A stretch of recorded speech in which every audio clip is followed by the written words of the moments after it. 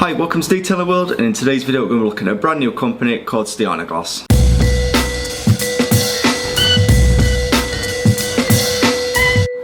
Hi, so welcome back. If this is your first time here, my name's Matt, and as I say, today we're going to be looking at a new company called Stjarnagloss, and as you can see here, they've sent us a whole bunch of products to test. So I'm going to be using these on a Citroen C1. It's a car that belongs to a colleague of mine. For those who haven't heard of Stjarnagloss, and that wouldn't be at all surprising, they're a brand new company that I've launched today, the 1st of November. And this is now where I'm probably going to butcher the pronunciation of all of these product names. I think they're Icelandic names. All I know so far is the J in Stjarnagloss is pronounced as an I.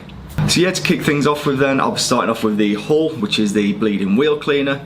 And then we'll follow that up with the Forced, I think that's pronounced, which is an all-purpose pre-wash cleaner. So we'll be spraying that around the lower parts of the car and probably use it to clean up the tyres as well, to be honest. After that we'll move on to the snow foam, which is called Snow. I believe it's pronounced Snow, there's no W on the end, but as I say, I'm probably butchering all of these names. And then we'll be moving on to Bubbler, which is the shampoo. Following that, we'll be moving on to the Tiara, I think it may be called. There's a J in there, so I'll pronounce that as an I. I could be wrong, and that is the Bug and Tar Remover. And then sort the glass art with the product aptly named Glass. After that, we've then got the hand polish, which is a gloss enhancing polish called Scara. And we'll seal that in with a spray sealant called Parlour. And then to finish off the car, we'll be using Gummy, which is the tyre and trim dressing, and then give it a final wipe down with Silk, which is a high gloss detailing spray. So yeah guys, at Stjarnagloss, apologies if I butchered the names there. I struggle with English at the best of the time, so any other language, that's it, I'm gone. So yeah, if you enjoy this video, make sure you smash that like button. If you're not subscribed as well, please do consider subscribing, and let's roll into the video.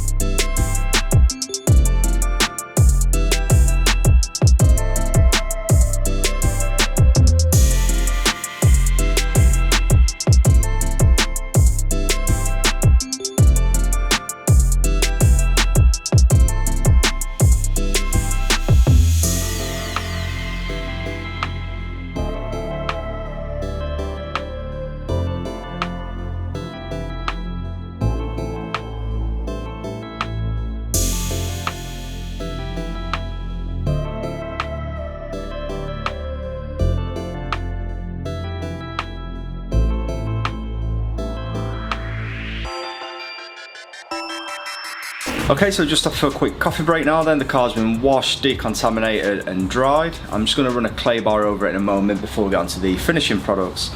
I'll go through all of these at the end of the video and let you know my thoughts on each of the products, but so far we've used the Hull, the wheel cleaner, and we also use the Forced, I think that's pronounced, the citrus-based all-purpose cleaner. I've used that on the tyres and as you saw on the lower half of the car as well. Then obviously I hit it with the snow foam. The Bubbler was the shampoo we used, so it does say on the bottle 3 capfuls for a small bucket, 6 capfuls for a large bucket, an extra capful for hard water, and an extra capful for a really dirty car. Because it's only a small car, it's not overly dirty. I went for 5 capfuls in a large bucket, but we're only like 3/4 full. So yeah, we'll get onto that in a moment. And the Tiara, I think that's pronounced as well, the Tar and Bog Remover, we tried that. So next up it's going to be using the Scara, the gloss enhancing polish. I'm going to do this by hand. Anyone that knows me, has watched me on Instagram or the other videos, you'll know I hate polishing by hand.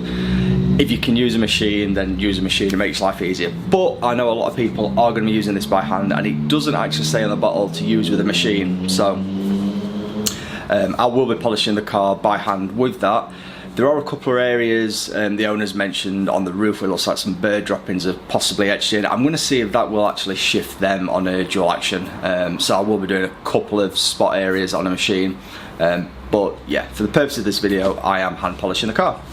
So once the polishing stage has been done, then I'll get onto the parlour, which is the spray sealant, and then try and seal that polishing as well. I imagine with it being a hand polish, it's going to have some filling agents in there. So yeah, we'll use that parlour on top as the sealant. I'll let that obviously sit on there for a little while, run around, clean all the glass with the glass cleaner, and then use the gummy on the trim and the tyres to dress those up. And then finally, once all that's done, give it a final wipe down with the silk, the high gloss detailing spray, and yeah, we'll come back in here and I'll give you my thoughts on what I think of the entire range.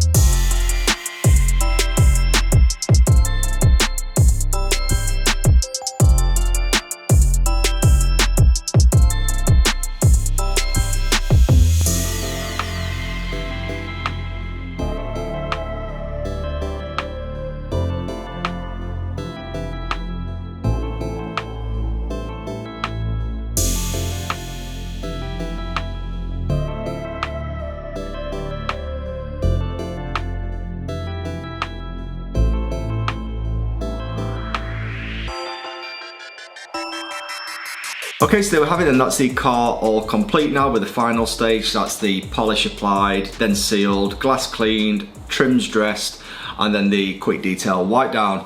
I'll be honest, it's the most stressful afternoon ever. The rain, it was just a fine mist had come every half an hour. So luckily it's a small car, so it didn't take too long to dry it down and then continue from where I'd left off. I did bring it in the garage at one point, but it's so dark in here, it just wasn't showing up any decent polishing and reflection shots and 50/50s in the garage. It's just a shame it's not double. But anyway, overall I thoroughly enjoyed using the Stjarnagloss range. And we'll just quickly go through each one of these in order that I use them and just what I thought about those. So yeah, starting off we went with the Hull, I believe it's pronounced, or Heel, I'm not sure, it's H-J-U-L, it's the bleeding wheel cleaner. So that one, bleeding wheel cleaners, usually I don't know, I prefer a wheel cleaner and then go at it with a iron remover. And I find a lot of bleeding wheel cleaners seem to be almost like 50/50, like part wheel cleaner, part iron remover, sometimes swayed more towards the iron remover, it just goes entirely purple. With this, this seems more wheel cleaner than iron remover, so sprayed it on and you notice it doesn't change purple that much. The wheels were literally caked in dirt, so any other product it would have gone purple instantly. This really did a good job of cleaning them. It wasn't just focused at the iron, it was an entire clean process. So gave them a clean with that, and then off camera I tested it with another fallout remover that I know turns purple almost instantly, and there was no iron left. So that did a cracking job, to be quite honest with you. So I really enjoyed using that. I was also using as well the Force, the citrus pre-cleaner. So I use that on the tyres. And as you can see, you give it a really good scrub once, rinse it, go again, and the tyres were coming up white.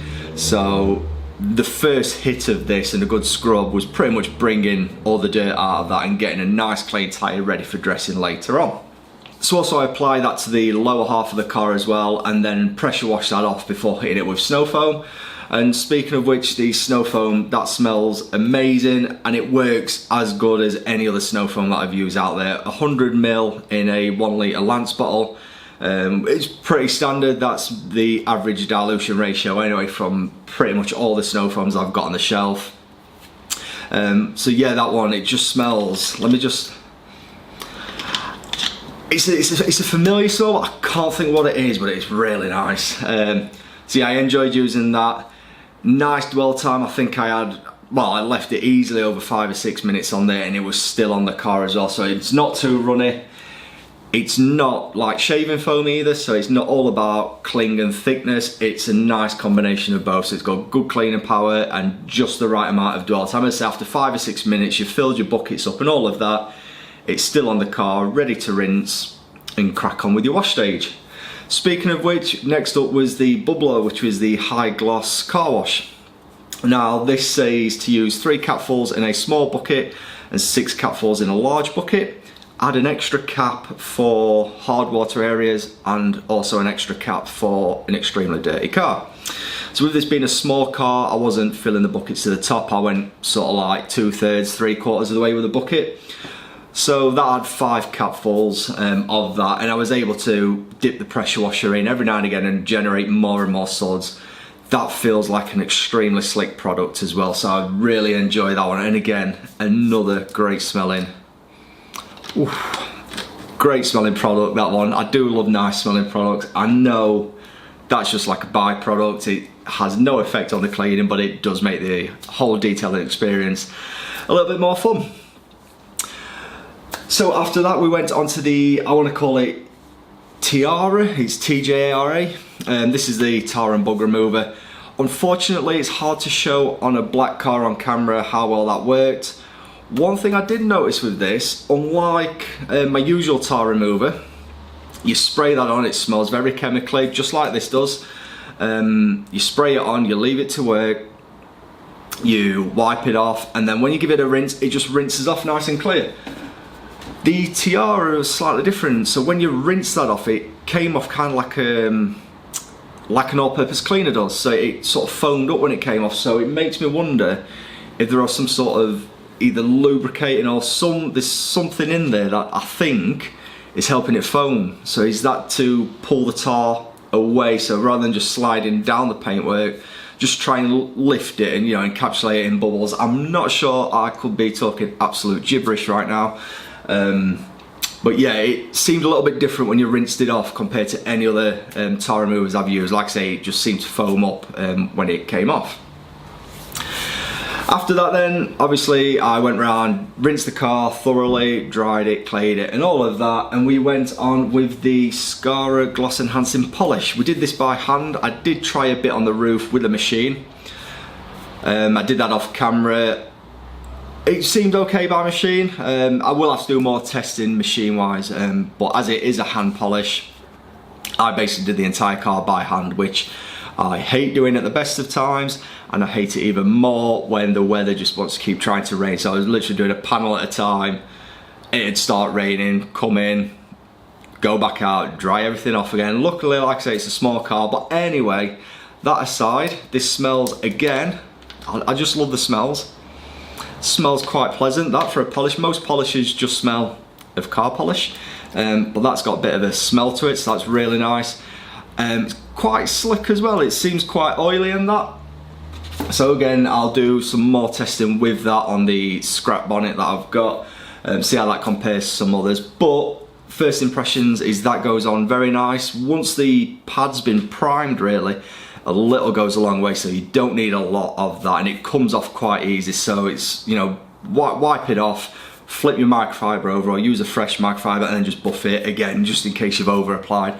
I did on a couple of panels over apply it deliberately, just see how it worked, and also catch the plastic trim, and it comes off no problem. You don't even have to scrub or anything, just wipe it, it's off, there's no staining, nothing like that. So after the Scarlet comes the Parlour, which is the spray-on sealant. Like a lot of these kind of products, don't over apply it. It can be quite tricky to then spread it around and buff it off. The trick really is to give one spray onto your microfiber, see how you get on, and you can reapply more should you need to, rather than just trying to do, you know, 2, 3, 4 squirts down the side. Just put it onto your microfiber, work that in, again flip it over or use a fresh microfiber and buff that off. We tested it afterwards for some sheeting and beading qualities, so I'll just roll a few clips here now. And yeah, it seems to bead up quite well. Like I say, it was raining, so I had plenty of chance to check the beading out, and it does seem to sheet quite well. Durability wise and how long it's going to last, I'm not quite sure, but I would expect 4 to 6 weeks like most spray sealants. But I'll keep that updated with the guy at work. So once the paintwork had been polished and sealed, it was then onto the glass and the trim. And we're starting off with the glass using the Glass Professional Glass Cleaner. Now, one thing I noticed about this, it does say fine for use on tinted and plastic windows, which is something I don't normally see on glass cleaners. So that's a nice piece of mind. I'll be using that in the pulser because it does say abrasive free, so it's absolutely fine. Whereas usually in the pulser on the inside, I would just spray that with water. It's something I've been told for the last 10-15 years since my first car was, you know, window tinted. Someone told me you're supposed to clean window tints with water, so I've always done that. But knowing that this has got no abrasives in it and it says on the bottle window tint safe and plastic window safe, that'll be probably my go-to from now on. Other than that, all I can say about that is it doesn't streak, it doesn't smear, and that's what more can you ask from a glass cleaner. Next up, it was onto the gummy, which is the trim and tire dressing. This on the bottle says spray onto the area you want to apply it. I just basically dabbed it onto a microfiber, so it's got a little flip cap on here. I did have one extra trigger spray from the bottle, so it was probably for this. So yeah, I just dabbed a bit onto a microfiber, worked that into the plastic trims, and then buffed that off. So on the tyres, I didn't necessarily buff it off on the tyres, I let it have a little bit of gloss. But on the plastic trims, I gave that a buff off. Giving it a feel afterwards, it doesn't feel greasy at all. One thing I absolutely hate about tyre dressings is most of them do feel greasy, and I'm always having to wear rubber gloves. For the gummy, as you can see in the videos, I didn't wear any gloves whatsoever. My hands don't feel greasy, they didn't feel greasy at the time, and neither does the trim or anything like that. So it's a nice dry product, and it gives a nice sort of satin look as well, and it does restore those black plastics back to how they should be. I mean, this car's 10 years old.